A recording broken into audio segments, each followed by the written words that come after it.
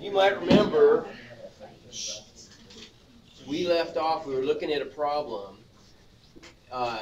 where we were asked to take this parabola with the function f of x equals 4 minus x squared, and we wanted to find the equations of the two lines that passed through the point 2, 5, which is not on the parabola, and were tangent to the parabola. And we kind of got we got sort of an idea, conceptually or pictorially what that might look like, but we've got to go find those places then, right? So we need to find the points of tangency.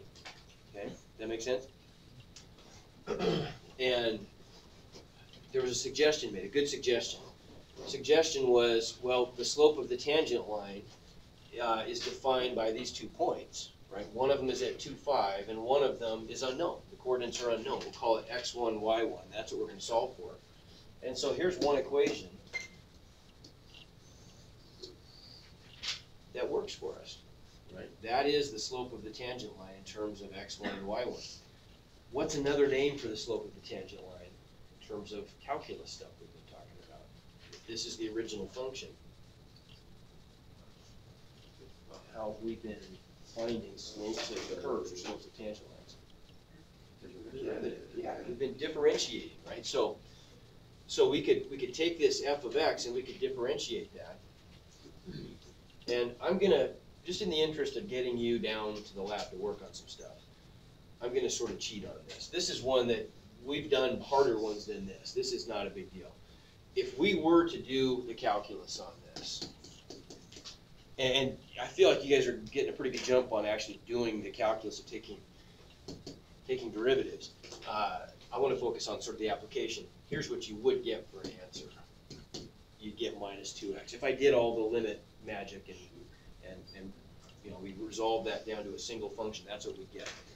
So f prime of x equals negative 2x after all the dust settles. Now, what are we going to do with that? This is the derivative. This is the slope of the tangent line. Whoops, sorry. This is the slope of the tangent line. Yeah, sure, exactly. We could plug this in for the slope of the tangent line, and we get an equation then, right? We get the equation if f prime of x equals negative 2x, then isn't f prime of x1 just equal to negative 2x1? So if we evaluated the derivative function at this unknown point of tangency that we're calling x1, y1, then the value of the derivative would be negative 2 times x1, right? Well, that's just equal to this stuff, 5 minus y1.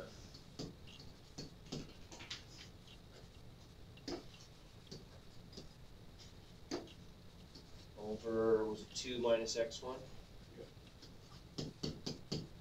Okay, that's good, except the problem with that equation is what? If I focus on this equation then that I've got, what's the problem there? Yeah, we have 2 unknowns, right? In order for us to be able to solve an equation, a single equation, we have to have only one unknown. If we have 2 unknowns, we need some other equation that we can use to eliminate a variable. What else do we know? How can I get rid of one of those variables or substitute for one of those variables? What do you think? Any ideas how maybe we can do that?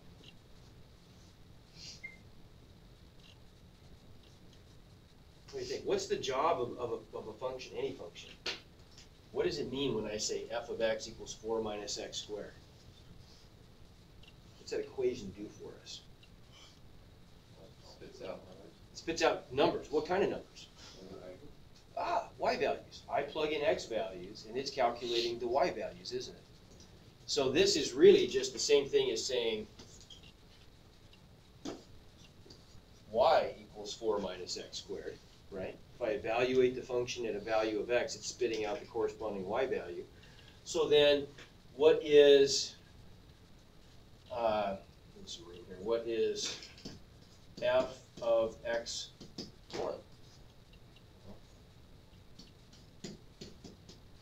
That's what the formula tells us. Isn't that just y1? right?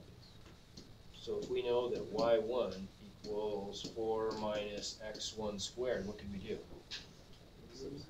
Sure, right? We could substitute that in. All this stuff goes in there, right? And then I've got a good situation. Then I've got an equation involving only x sub 1s, and so I should be able to solve for x sub 1. If I plug that in, what am I going to get? So I get negative 2 x sub 1 equals 5 minus the quantity, 4 minus x sub 1 squared, all over 2 minus x sub 1. Okay, one variable. Now how would I go about solving that? Okay, how do I get rid of the denominator on the right? Okay, good. Multiply both sides by 2 minus x sub 1. Okay. So I get negative 2 x sub 1 times 2 minus x sub 1 equals, what about up here? What do I want to do with this while I'm at it? What am I going to do with the numerator? Okay, expand that out. So I've got 5 minus, what do I get if I expand out the quantity 4 minus x sub 1 squared? What is it? What's that pattern? A minus b squared is what? Good. A squared minus, in this case, because I got a negative sign, right? 2ab plus b squared. Is the whole quantity supposed to be squared? Because it was just 4 to Oh, I'm sorry. You're right. Was it? It was just x sub 1 was being squared, wasn't it? You're right. Okay. Yeah. Thank you for noticing that. So I misappropriated an exponent there. That should have been. You're right. That makes things a little easier, doesn't it? So now we've just got to deal with, all we're doing is distributing the negative 1. Much better. All right, so let me get rid of this. Okay, and if I distribute the negative sign, then what am I going to get? Okay. Good, and let's go ahead and simplify that while we're at it. This is good practice. So 5 minus 4 is 1, and then subtracting a negative is plus. Good, x squared. On the other side, let's turn the page up now.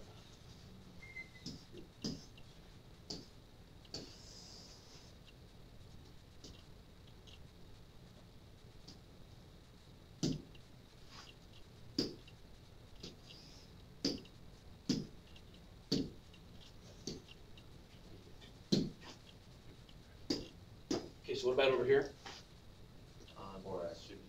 Okay, distribute, good. So I get what? Negative 4x sub 1 plus 2x sub 1 squared equals 1 plus x sub 1 squared. Now what? What do I do with an equation like that? What kind of equation is that? Quadratic.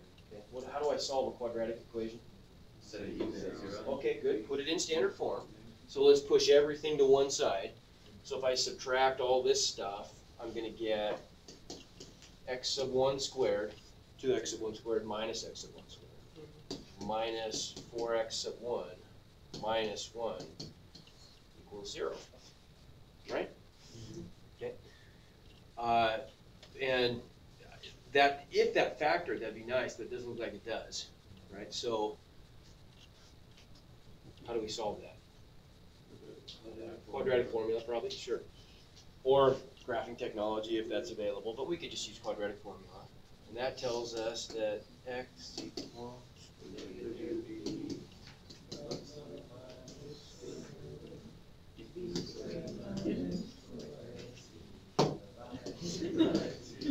There we go. Okay, good. All right, so if we plug all that stuff in, we get 4. It looks like negative b would be 4, right?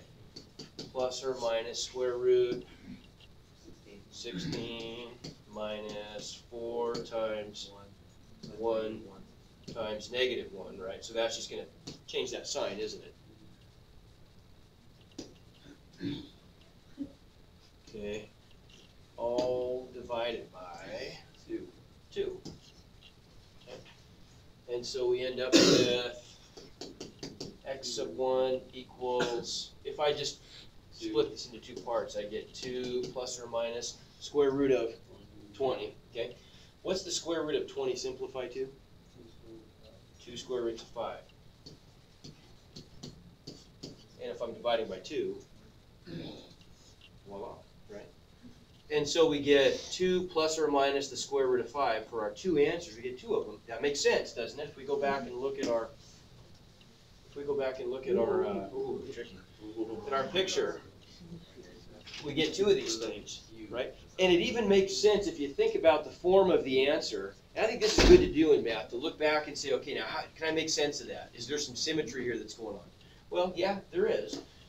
I mean, if we think about the axis of symmetry, of folding symmetry, it's on x equals 2, isn't it? Right?